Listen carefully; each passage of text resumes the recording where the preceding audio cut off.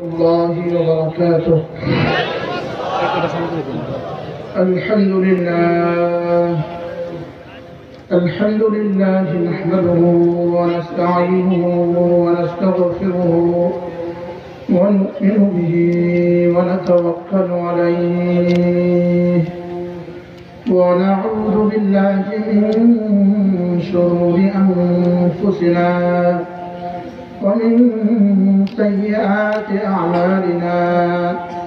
من يهده الله فلا مضل له ومن يضلله فلا هادي له.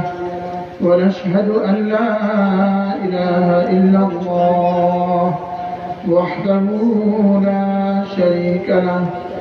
ونشهد أن سيدنا محمدا عبده ورسوله. شكر كل اللهم صل على محمد وعلى آل محمد كما صليت على إبراهيم وعلى آل إبراهيم إنك حميد مجيد. اللهم بارك على محمد وعلى آل محمد كما باركت على إبراهيم وعلى آل إبراهيم إنك حميد مجيد. أما بعد فأعوذ بالله من الشيطان الرجيم. بسم الله الرحمن الرحيم. إن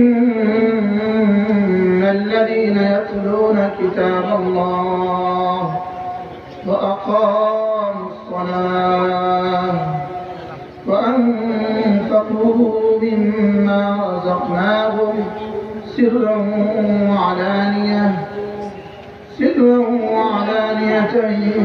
يرجون تجارة لن تبور ليوفيهم أجورهم ويزيدهم من فضله والله غفور شكور. صدق الله مولانا العظيم.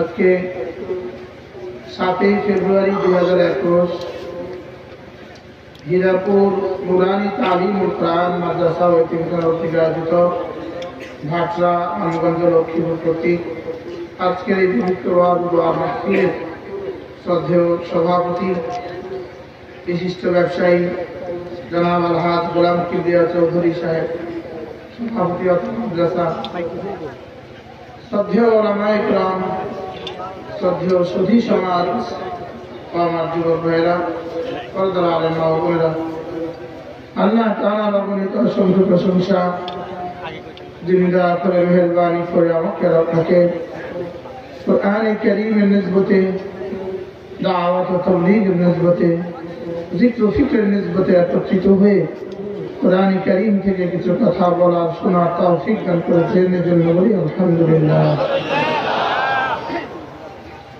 আজকে মূলত আমরা যার বয়ান শোনার জন্য একত্রিত হয়েছি, খতিব আজম মুনাজির জামান শেখুত তাফসীর ওয়াল হাদিস আল্লামা নুরুল ইসলাম আলী পুরী দামাত বারাকাতুহু, তিনি আজকে আমাদের এখানে আসবেন রামগঞ্জ লক্ষ্মীপুরে। এটা লক্ষ্মীপুর জেলাবাসীর জন্যই সৌভাগ্যের। আল্লামা আলী পুরী তার কোনো মেসাল নেই, তিনিই তার মেসাল, তিনিই তার উদাহরণ। বলেন, তিনিই তার কি? বাংলা ভাষায় বাংলাভাষী বাংলাদেশের এই বঙ্গে তার আগে তার থেকে স্পষ্ট ভাষী, তার থেকে সুন্দর ওয়ায়েজ আমার জানা মতো পেছনেও গুজরে নেই। আল্লাহ তাআলা তার হায়াতের মধ্যে বরকত দান করেন, আল্লাহ তাআলা তাকে সুস্থতার এক জীবন দান করেন। তিনি এখানে কিভাবে এসেছেন, আমাদের কিবরিয়া সাহেব কিভাবে আনছেন, আল্লাহ তাআলাই জানেন। আল্লাহ তাআলা তার হায়াতের মধ্যে বরকত দান করেন, তাকে সুস্থ এক জীবন দান করেন। ইনশাআল্লাহ হযরত কাছে এসে গেছেন, এশার নামাজের পরে দুই একজন মেহমানের পরেই হযরত বয়ান করবেন ইনশাআল্লাহ। হযরতের বয়ানের আগে যেহেতু মাঠ তো ফাঁকা যাবে, খালি যাবে, এই জন্য অল্প সময় আমরা দোয়া নেওয়ার জন্যই বসা। হযরতের মজলিসে বয়ান করার মতো হিম্মত আমাদের কোথা? আমরা তো শুধুই হযরতের জুতা সিধা করি। আমি আপনাদের সামনে কোরআনে কারীমের সূরা ফাতির থেকে দুখানা আয়াতে কারীমা তেলাওয়াত করেছি। আল্লাহ তাআলা যদি তৌফিক দান করেন এই দুই আয়াতের আলোকে অল্প সময় এশার আযান পর্যন্ত অল্প সময় দু চারটা কথা আপনাদের সামনে আলোচনা করব ইনশাআল্লাহ। মেরে ভাইও, দুনিয়াতে আমরা সকলেই সুখ চাই, আমরা সকলেই এমন ব্যবসার সন্ধান চাই যে ব্যবসা কখনো লস হয় না। সকলে আমরা ফিকির করি আমার জিন্দেগি কিভাবে সুখের হবে, আমার জীবনটা কিভাবে শান্তির হবে, তা আমরা সকলেই চাই। শেখুল হাদিস জাকারিয়া রাহমাতুল্লাহি আলাইহি সারা পৃথিবীর সমস্ত মানুষকে চার ভাগে ভাগ করেছেন। কয় ভাগে? এক ভাগ হলো যাদের দুনিয়াও সুন্দর, আখিরাতও সুন্দর। আরেক শ্রেণী হলো দুনিয়া সুন্দর না, দুনিয়া বরবাদ, আখিরাত সুন্দর। আরেক শ্রেণী হলো দুনিয়া সুন্দর, আখিরাত বরবাদ। আরেক শ্রেণী হলো দুনিয়াও বরবাদ, আখিরাতও বরবাদ। কয়জন পাইছি? পঞ্চম কোন মানুষ পৃথিবীতে নাই। 5 নম্বরের কোন মানুষ পৃথিবীতে কল্পনাও করা যাবে না। হয় কোনোটা আছে অথবা কোনোটা নাই, অথবা একটা আছে একটা নেই। এর মোট কয়জন হয়েছে? 4। দুনিয়া আর আখিরাত কোনোটা আছে, অথবা দুনিয়া আখিরাত কোনোটা নাই, অথবা দুনিয়া আছে তো আখিরাত নাই, অথবা আখিরাত আছে তো দুনিয়া নাই। এবার বলুন তো আমরা কোন দলে হতে চাই?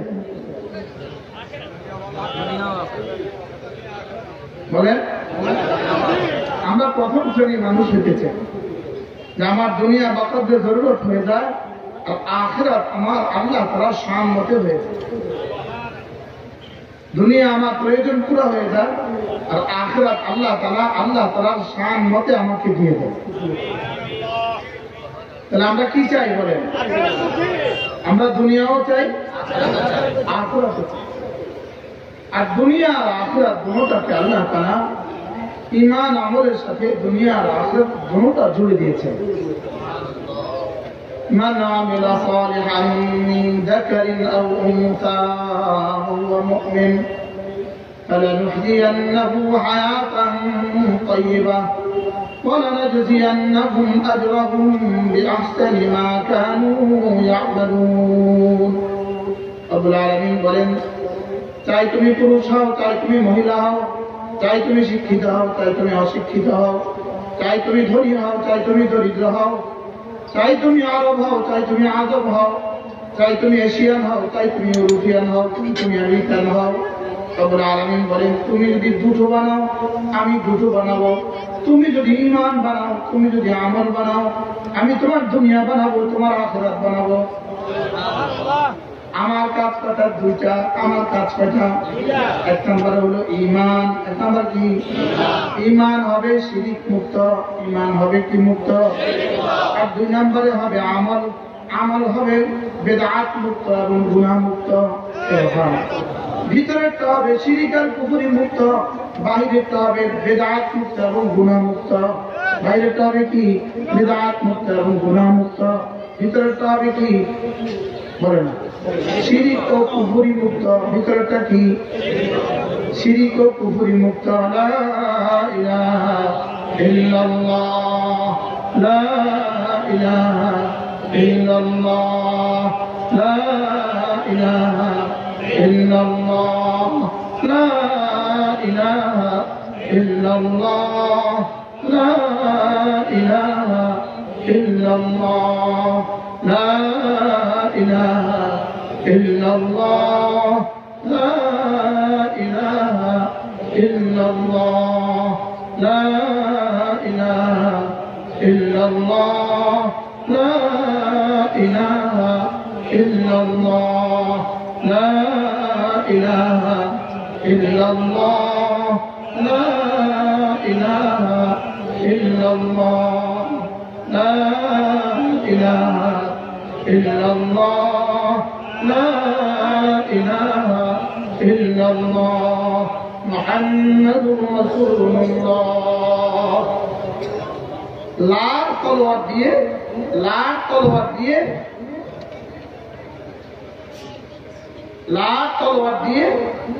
গায়রুল্লাহকে জবে করে দাও। লাখ তলোয়ার দিয়ে গায়রুল্লাহকে টুকরো টুকরো করে দাও।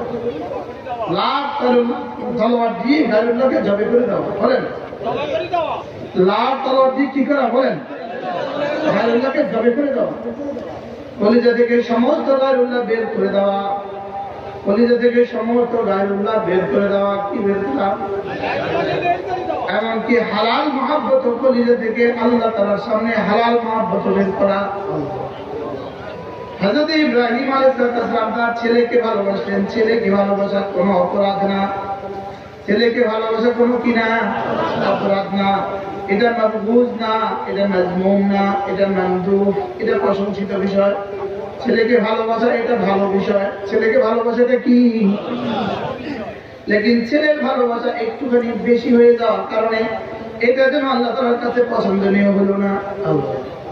এজন্য আল্লাহ তাআলা ওই ছেলেকে জবে করতে বলে দিলেন, এটাকে জবে করে দাও। আমার হুকুমের সামনে ছেলেকে জবে করে দাও। আল্লাহ হুকুমের সামনে ছেলেকে কি করো বলেন? ছেলেও তো ছেলে। ইব্রাহিম আলাইহিস সালাম যখন নিয়ে গেলেন, জবে করতে নিয়ে গেলেন, প্রথমবার শয়তান বলল, এই কোথায় যাচ্ছ? তোমাকে জবে করো। দ্বিতীয়বার আবার বলল, এই কোথায় যাচ্ছ? জবে করো। তৃতীয়বার আবার বলল, কোথায় যাচ্ছ? জবে করো। পাথর মেরে মেরে, ছাট্টা মেরে মেরে যখন এবার মিনার হাত পায়ে গেলেন, এবার হযরত ইব্রাহিম নিজেই বললেন, বাবা তোমাকে জবে করা হবে। হযরত ইসমাইল তো ইসমাইল, নবী তো নবী। তিনি জিজ্ঞেস করলেন, আমারাকাল্লাহ, কে বলেছে জবে করতে? আল্লাহ তাআলা বলেছে। হ্যাঁ, আব্বু তাহলে তাড়াতাড়ি করো, তাড়াতাড়ি করো। আমি আব্বার পরিবর্তে আল্লাহর কাছে পৌঁছে দেবো। কি ভাই? তার পরিবর্তে কার কাছে বলেন? হ্যাঁ, নবীদের কলিজায় আল্লাহ তাআলার মহব্বত এমনই হয়।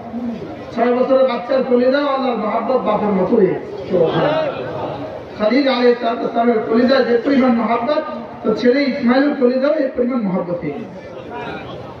আচ্ছা, যখন ছেলের ইব্রাহিম আলাইহিস সালাম ছেলের গলায় যখন ছুরি চালাইলেন, আচ্ছা নিজের কাছে কেমন লাগলো? হ্যাঁ, আচ্ছা 7 আসমানের ফেরেশতাদের কাছে কেমন লাগলো? এই জন্য একসাথে পুরা মাখলুকাত একসাথে বলে উঠছে আল্লাহু আকবার। কি বলে উঠছে বলেন? এখন তো আমাদেরকে জবে করতে বলে না। শুধু একদূর বলে, দিলে রাখবো না। সুবহানাল্লাহ বলে। শুধু কদ্দুর বলে, দিলে রাখবা না, যাও পকেটে রাখো, দিলে রাখবো না। কি রাখো বলেন? পকেটে রাখো, লেকিন কোথায় রাখবা না বলেন? দিল থেকে বের করেন, সব বের করেন। লা ইলাহা ইল্লাল্লাহ, লা ইলাহা ইল্লাল্লাহ, লা ইলাহা ইল্লাল্লাহ, লা ইলাহা ইল্লাল্লাহ, লা ইলাহা ইল্লাল্লাহ, লা ইলাহা ইল্লাল্লাহ, লা ইলাহা ইল্লাল্লাহ, লা ইলাহা ইল্লাল্লাহ, মুহাম্মাদুর রাসূলুল্লাহ। عن أبي درداء رضي الله تعالى عنه أنه قال قال رسول الله صلى الله عليه وسلم من قال لا إله إلا الله 100 مرة لم يبعثه الله يوم القيامة إلا ووجهه كالقمر في ليلة البدر أو كما قال عليه الصلاة والسلام। আল্লাহ নবী ইরশাদ করেন, আমার উম্মতেরা শুনো, তোমাদের মধ্যে কেউ যদি প্রতিদিন 100 বার কালেমা তয়্যিবা পড়ো, আমি নবী কথা দিলাম আল্লাহ তাআলা হাশরের ময়দানে তাকে তুলবেন না, অবশ্যই তুলবেন, তার চেহারা হবে পূর্ণিমার চাঁদের মতো। করবো তো ইনশাআল্লাহ। কতবার? কেমনে পড়বেন? তুফাইন্না পড়া পড়বেন। তুফাইন্না পড়া কেমনে? الذي خلق الموت والحياة ليبلوكم أيكم أحسن عملا রব্বুল আলামিন বলেন আমি হায়াত আর মওত বানিয়েছি শুধুই দেখার জন্য কারটা কত সুন্দর। সুবহানাল্লাহ। আহসান একটা শব্দ, বলেন আহসান। আবার বলেন আহসান। আহসান শব্দের অর্থ হলো অতি সুন্দর, সবচেয়ে সুন্দর। সবচেয়ে কি? আল্লাহ তাআলা বলেন আমি হলাম সবচেয়ে সুন্দর বানানেওয়ালা, আমি সবচেয়ে সুন্দর বানানেওয়ালা। আল্লাহ তাআলা কি সবচেয়ে কি? তাবারাকাল্লাহু আহসানুল খালিকিন। রব্বুল আলামিন বলেন আমি সবচেয়ে সুন্দর বানানেওয়ালা। আমি বললাম রব্বুল আলামিন কাকে বানিয়েছেন সবচেয়ে সুন্দর করে?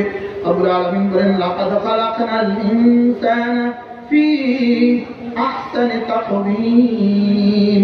আমি আহসান বানানেওয়ালা, তোমাকে বানিয়েছি সবচেয়ে আহসান করে। সুবহানাল্লাহ। बनाने वाला सबसे आसान के अल्लाह, आसान बनाने वाला के अल्लाह। এবার আহসান মাখলুক কে? আমি। সুবহানাল্লাহ। আহসান মাখলুক কে? আমি। আমি শুধু বলবো আমরা, আমি করি। আহসান মাখলুক কে? আমি। আহসান বানানে वाला के अल्लाह, আহসান মাখলুক কে? কাকে বানিয়েছেন পৃথিবীতে সবচেয়ে সুন্দর করে? আমাকে। কাকে বানিয়েছে? এবার যদি জিজ্ঞেস করি তিনি আহসান বানানে वाला, আমাকে আহসান কেন বানিয়েছেন? উত্তর হবে লিয়াবলুয়াকুম আইয়ুকুম আহসানু আমালা। তার আমল কত সুন্দরের জন্য বানিয়েছি। তাহলে আহসান বানানে वाला, আহসান মানুষ বানিয়ে কেন বানিয়েছেন? আহসান আমলের জন্য। বুঝুন না কোন আমলের জন্য আহসান, কোন আমল আহসান। আহসান বানানে वाला কে? আহসান বানিয়েছে কাকে? কেন বানিয়েছে? আহসান আমলের জন্য। আহসান আমলের জন্য, বলেন না আহসান আমলের জন্য। এবার আমি বলবো রব্বুল আলামিন আহসান হবে কি দিয়ে? আহসান আমল হবে কি দিয়ে?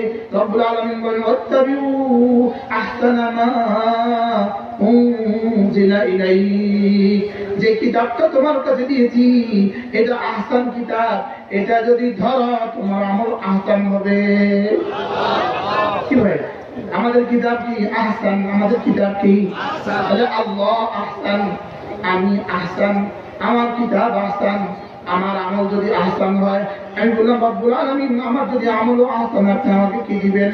রব্বুল আলামিন বলেন যাও কথা দিলাম আহসানা মাকিলা, যে জান্নাত দিব সেটাও আহসান। জান্নাত দিব সেটাও কি? আচ্ছা সেটা কত আহসান হবে? হ্যাঁ আহসানা মাকিলা। সুবহানাল্লাহ। লা ইলাহা ইল্লাল্লাহ, লা ইলাহা ইল্লাল্লাহ, লা ইলাহা ইল্লাল্লাহ, লা ইলাহা ইল্লাল্লাহ, লা ইলাহা ইল্লাল্লাহ, লা ইলাহা ইল্লাল্লাহ, লা ইলাহা ইল্লাল্লাহ, মুহাম্মাদুর রাসূলুল্লাহ, লা ইলাহা ইল্লাল্লাহ, লা ইলাহা ইল্লাল্লাহ, লা ইলাহা ইল্লাল্লাহ, লা ইলাহা ইল্লাল্লাহ, লা ইলাহা ইল্লাল্লাহ, মুহাম্মাদুর রাসূলুল্লাহ। আচ্ছা কাজের মেয়ে অনেক সময় বাড়িওয়ালিকে বাড়ি গৃহকর্ত্রীকে কি বলে? মা বলে ডাকে। তাকে দেখেন নিজের 2 বছরের মেয়েটাও মা বলে ডাকে। দুজনের মায়ের ডাক একরকম। হ্যাঁ মা কি টের পায় কিনা কোনটাতে স্নেহ আর ভালোবাসা কদ্দুর? মা টের পায় কিনা বলেন তো? এক মা অবলা নারী, এক মহিলা অবলা নারী, সেও যদি টের পায় এই ডাকে ভালোবাসা আছে, এই ডাকে ভালোবাসা নাই, তাহলে রব কি টের পান না আমাদের কোন ডাকে ভালোবাসা আছে, কোন ডাকে নাই? টের পায় কিনা বলেন তো? কি পরিমাণ টের পায়? হযরত বেলালের ডাক আর আমার ডাক কি একরকম? সিদ্দিক আকবরের ডাক আর আমার ডাক কি একরকম? তাহলে কবে আমাদের এই ডাককে সুন্দর করবো বলেন? লাভি হালদি করো জিকির তৈরি খোদা রাজিয়া আর কতদিন করবো? এই 14 নম্বরিয়া জিকির আর কত করবো? বুঝছেন নি কিছু? আমাদের রামগঞ্জে তো এগুলো নাই।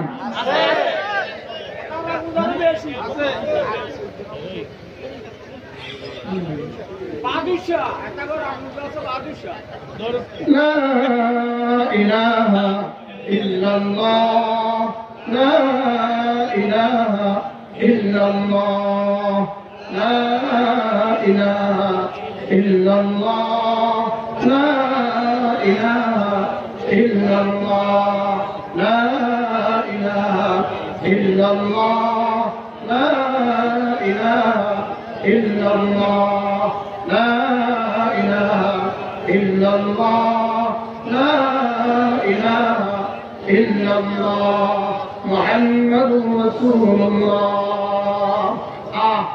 দেখেন আল্লাহ তাআলা বলেন ওয়াযকুর রাব্বাকা ফী নাফসিকা তাদাররুআন ওয়া খীফা।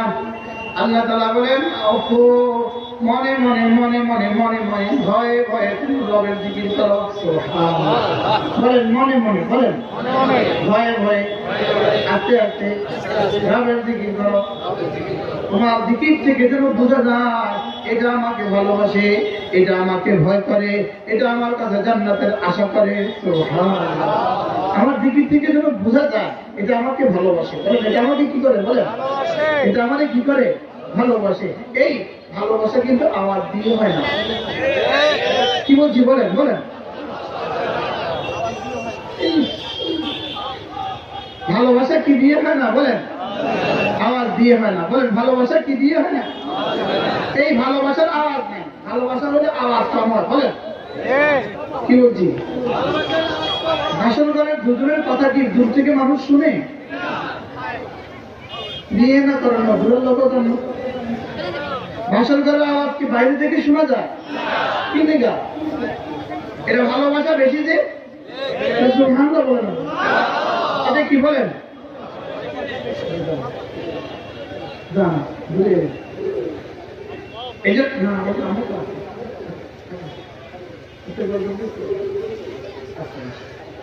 তাহলে দেখেন আমাদের হযরত কি বলেন, আল্লামা মুফতি আমার দরকার তিনি কি বলেন দেখেন। আচ্ছা তিনি বলেন যে মনে মনে জিকিরের 2 ব্যাখ্যা। বলেন মনে মনে জিকিরের কয় ব্যাখ্যা? 1 নাম্বার মনে মনে আল্লাহ তাআলাকে স্মরণ করা। বলেন মনে মনে আল্লাহ তাআলাকে কি করা? বলেন মনে মনে আল্লাহকে কি করা? বলেন স্মরণ করা। আচ্ছা আমার মনে মনে আল্লাহকে স্মরণ করা এটা আমার মন মতো হবে না, রাসূল যেভাবে বলেছেন সেভাবে করতে হবে। এবার রাসূল কিভাবে বলেন? রাসূল বলেন ফাইন লাম তাকুন তারাহু ফাইন্নাহু ইয়ারাক। তুমি আল্লাহ তাআলাকে না দেখলেও প্রতিটি মুহূর্তে আল্লাহ তাআলা তোমাকে দেখছেন, এই মনোভাব নিয়ে আল্লাহ তাআলাকে স্মরণ করো। সুবহানাল্লাহ। এর মনে মনে স্মরণ করা অর্থ কি? আল্লাহ তাআলা আমাকে দেখছেন। বলেন আল্লাহ তাআলা আমাকে দেখছেন। এই কল্পনার সাথে এই চেতনার সাথে আল্লাহ তাআলাকে ডাকা। সুবহানাল্লাহ। তাহলে আমার ডাকা কখন দামি হবে? আমার ডাকা কখন দামি হবে? যখন আমি এই চেতনার সাথে ডাকি যে আমার আল্লাহ নিশ্চয়ই আমাকে দেখছেন।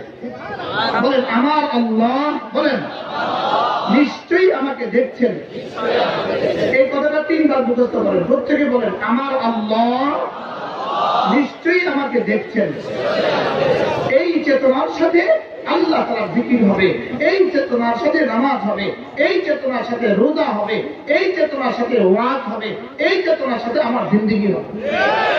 নিশ্চয়ই আল্লাহ তাআলা আমাকে দেখছেন। বলেন তাহলে এইভাবে বলেন লা ইলাহা ইল্লাল্লাহ, লা ইলাহা ইল্লাল্লাহ। নিশ্চয়ই আল্লাহ তাআলা আমাকে দেখছেন, নিশ্চয়ই আল্লাহ তাআলা আমার দিকে তাকিয়ে আছেন, নিশ্চয়ই আল্লাহ তাআলা আমার কথাগুলো শুনছেন, নিশ্চয়ই আল্লাহ তাআলা আমার জিহ্বা নড়াচড়া দেখেন, নিশ্চয়ই আল্লাহ তাআলা আমার দিলের ধড়কনটা মন দেখেন। আল্লাহ লা ইলাহা ইল্লাল্লাহ, লা ইলাহা ইল্লাল্লাহ, লা ইলাহা ইল্লাল্লাহ। একটু কল্পনা তো করেন, জামাকে কল্পনা তো করেন, নিশ্চয়ই আল্লাহ তাআলা আমাকে দেখেন, নিশ্চয়ই আল্লাহ তাআলা আমার দিকে তাকিয়ে আছেন। লা ইলাহা ইল্লাল্লাহ, লা ইলাহা ইল্লাল্লাহ, লা ইলাহা ইল্লাল্লাহ মুহাম্মাদুর রাসূলুল্লাহ। আল্লাহু আকবার কবীরা। এজন্য মেরে ভাইও, লাফদি ফালদি করো, জিকির তৈরি খোদা রাজি হয়। লাফদি ফালদি জিকির করলে খোদা রাজি হয় না, নারাজ হয়। খোদা রাজি হয় না, নারাজ হয়? নারী আর পুরুষ একসাথে মিলে জিকির করলে রাজি হয় না, নারাজ হয়? শুধু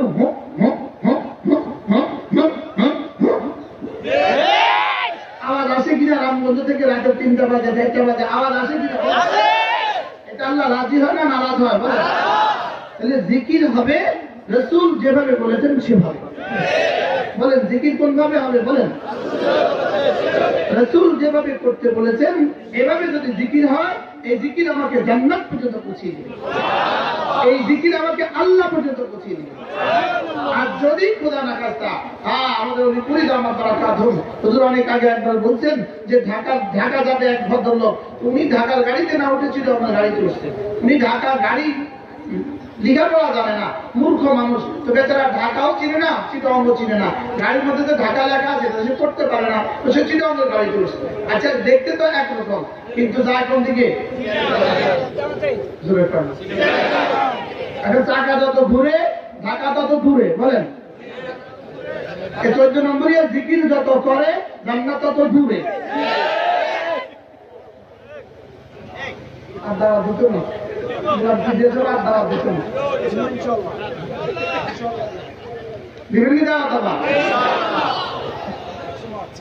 কি জিকির হবে সুন্নাত মতে, জিকির হবে কি মতে? বলেন জিকিরের কমন নাচবে না, জিকিরে ঘান নড়বে না, জিকিরে হাত নাচবে না। বলেন হাত নাচবে না, কম ঘান নাচবে না, কমন নাচবে না। জিকিরে জিহ্বা নড়বে আর দিল নড়বে, জিহ্বা নড়বে দিল নড়বে, জিহ্বা নড়বে দিল নড়বে। জিকিরে কি নড়বে? বলেন জিহ্বা আর দিল কি নড়বে? বলেন আচ্ছা, উযকুরুল্লাহ যিকরান কাসীরা, জিকির বেশি বেশি করে করো, বেশি বেশি করে করো, বেশি বেশি করে করো। এখন যদি ঘান না চাইতে হয়, হাত না চাইতে হয়, কমর না চাইতে হয়, তাহলে তো বান্দা বেশি পারবে না। হাত বেশিক্ষণ না হলে হাত ব্যথা হয়ে যায়, ঘাড় বেশিক্ষণ না হলে ঘাড় ব্যথা হয়ে যায়, কমর বেশিক্ষণ না হলে কমর ব্যথা হয়ে যায়। লেকিন জিহ্বা যদি কুঠি পারো না, জিহ্বা জীবনে কখনো ব্যথা হয় না। জিহ্বাকে রব্বুল আলামিন কেন ব্যথা প্রুফ করে দিয়েছেন? ব্যথা বানিয়ে ব্যথাকে রব্বুল আলামিন বলে দিয়েছেন খবরদার আমার বন্ধু জিহ্বাকে স্পর্শ করবে না। আর জিহ্বাকে বলে দিয়েছেন তুমি কখনো ব্যথা হইও না। এই জন্য পৃথিবীর কোন হাসপাতালে যায়, কোন ডাক্তারের নেমপ্লেটের মধ্যে এটা লেখা নাই ইনি টাং স্পেশালিস্ট, ইনি জিহ্বা স্পেশালিস্ট, এই কথা পৃথিবীর কোন হাসপাতালের গায়ে লেখা নাই। নাক কান গলা আছে, নাক কান গলা কি আছে? বলেন নাক কান গলা স্পেশালিস্ট আছে, ব্রেন স্পেশালিস্ট আছে, আই স্পেশালিস্ট আছে, নাক কান গলা আছে, চর্ম যৌন আছে। লেকিন জিহ্বা স্পেশালিস্ট পৃথিবীতে আজও তৈরি হয়নি। কেন হয় না? কেন হয় না? রব্বুল আলামিন একমাত্র অঙ্গ জিহ্বা, এতে কোনো ব্যথা হইতে দেয় না, এতে কোনো অসুখ হইতে দেয় না। কেন? রব বলেছেন তুমি আমার জিকির বেশি বেশি করে করবা। যদি জিহ্বা ব্যথা হয়ে যায়, রব্বুল আলামিন জিকির বেশি করতে পারবে না। এই জন্য রব্বুল আলামিন জিহ্বাকে ব্যথা হইতে দেয় না। একজন দেখেন কে কে জীবনে জিহ্বা ডাক্তার দেখেন, হাত করে জিহ্বা ডাক্তার দেখেছেন কে? কি দাঁতের ডাক্তার দেখাচ্ছেন কিনা? কম চোখের ডাক্তার, ব্রেনের ডাক্তার, গলার ডাক্তার, জিহ্বার ডাক্তার কবে দেখাচ্ছেন?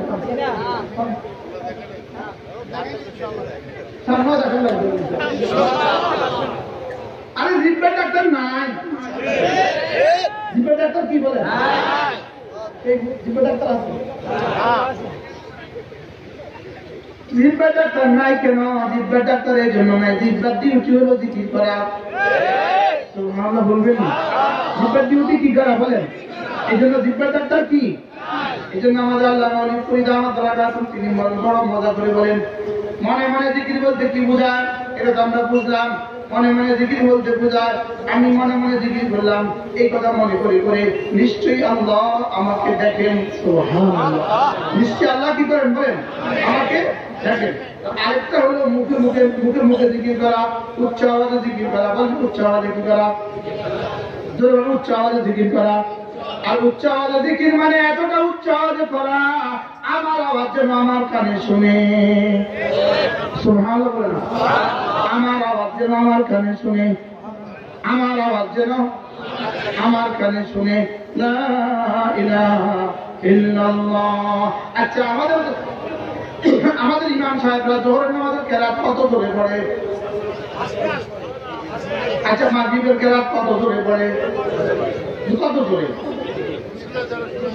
এভাবে এভাবে আল্লাহু আকবার। বুঝেন না? হ্যাঁ, স্বাভাবিক। যদি এইভাবে আল্লাহু আকবার করতে ইমাম রাখবেন না, আপনারা কি করবেন? এত চিন্তা আল্লাহ তাআলা কত জোরে জোরে বলেন না? যদি জোরে না বললে আল্লাহ না শুনে, তাহলে কত জোরে বললে শুনবে? না, আল্লাহ যদি জোরে না বললে না শুনে, তাহলে আল্লাহকে কত জোরে বললে শুনবে?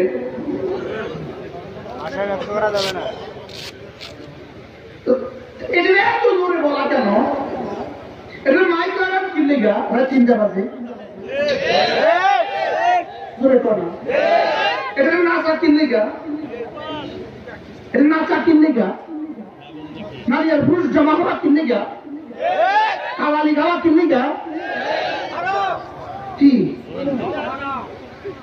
আল্লাহ আমাদেরকে হেফাজত করেন। তাইলে বুঝা গেছে জিকির কখনো মনে মনে হবে, কখনো জোরে হবে। মনে মনে হবে বুঝলাম, জোরে হবে কেমন? এতটা আওয়াজে, যতটা আওয়াজে নিজের কানে শুনে। সুবহানাল্লাহ বলবেন না? তাহলে লাফদি ফালদি করো জিকির, এই জিকিরের কোনো দাম নাই। মনে থাকবো তো ইনশাআল্লাহ? এভাবে আল্লাহ মাহমুদ ইসলামের লেখা কিতাব। আত্মার পবিত্রতা কি, কেন, কিভাবে বলেন?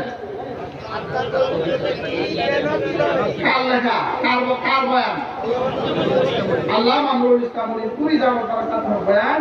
আত্মার পবিত্রতা কি, কেন, কিভাবে? যদি এটা একটা সংগ্রহ করেন কেমন হবে? যদি সুযোগ থাকে নিয়ে যাবেন ইনশাআল্লাহ। এর সাথে আরো 5টা বই আছে, নিয়ে যাবেন। দুরূদ শরীফের ফজিলত কি, কেন, কিভাবে?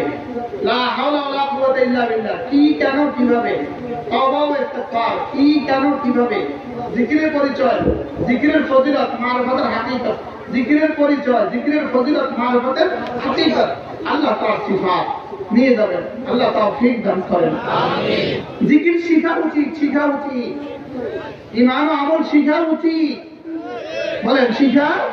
এটা ছোটবেলায় নুরানি মাসে পড়লেন না, জওয়ান বেলায় ছোটবেলায় নুরানি মাসে পড়লেন না, জওয়ান বেলায় তবলিগে গেলেন না, বুড়োবেলায় কোনো আল্লাহ ওয়ালাদের সোহবতে গেলেন না। আচ্ছা, বাকি জিন্দেগি কবর হাসর মিজানের উপায়টা কি হবে বলেন আমাদের?